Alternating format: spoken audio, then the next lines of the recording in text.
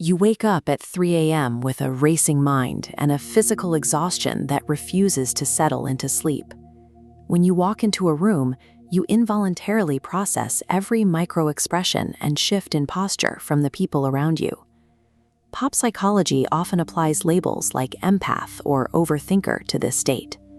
These terms give a name to the symptoms, but they often obscure the underlying mechanism of the exhaustion.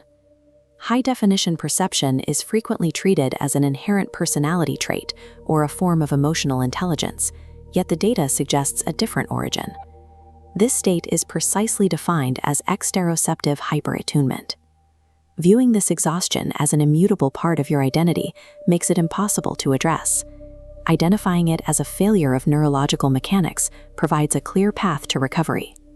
To understand the exhaustion, we must map your two competing biological networks.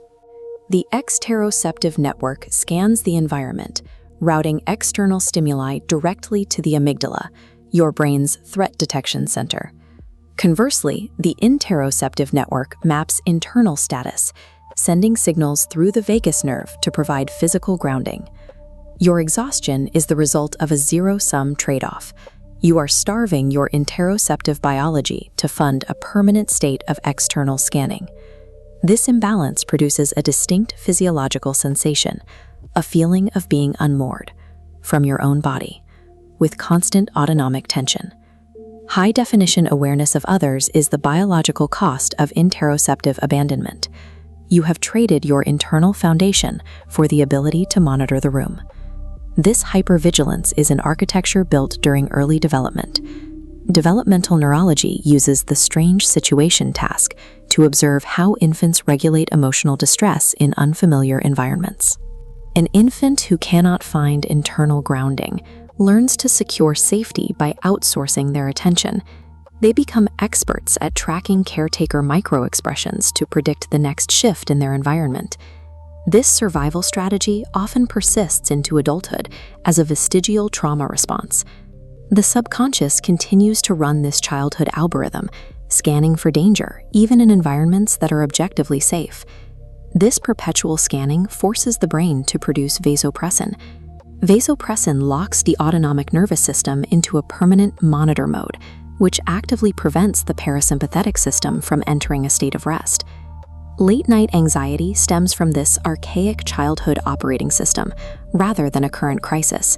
Your biology is prioritizing environmental surveillance over cellular repair. This line chart represents the baseline biological lifespan of an emotional reaction.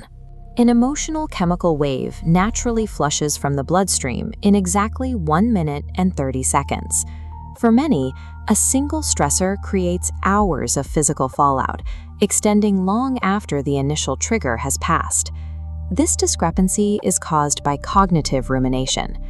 Interoceptive abandonment forces the brain to process emotions through the intellect rather than allowing them to be felt and resolved in the body. This cognitive processing creates a feedback loop where every anxious thought acts as a new stimulus, which continuously re-triggers the amygdala. This loop rapidly depletes your reserves of dopamine and serotonin. Simultaneously, your system becomes saturated with high levels of cortisol. This 12-hour biological crisis represents a mechanical failure of clearance rather than a state of chronic anxiety. You are manually extending a 90-second chemical wave. To handle the cortisol saturation, the hypervigilant brain employs a futile strategy. It attempts to solve an internal biological spike by trying to predict and control the external environment with even more intensity. Mapping the emotions of everyone in a room to establish a sense of safety requires massive caloric and psychological energy. Logical analysis fails to engage with this exteroceptive loop. Cognitive reframing or logic-based therapy will not be effective if there is no underlying biological foundation to support it. As long as the nervous system remains strictly funded for exteroception, environmental control will never generate true rest. This map of your nervous system shows the exact point where the refractory failure can be reversed. Reversing the imbalance requires you to force the brain into interoceptive processing, which starves the amygdala of its input. You must consciously withdraw your scanning attention from the external emotional environment. To do this, you must re-anchor your awareness entirely on internal somatic metrics. Shift your attention to raw biological data, the specific temperature of the air in your lungs, the mechanical expansion of the diaphragm, and the rhythm of your resting heart rate. Psychological safety is achieved by re-inhabiting the internal world.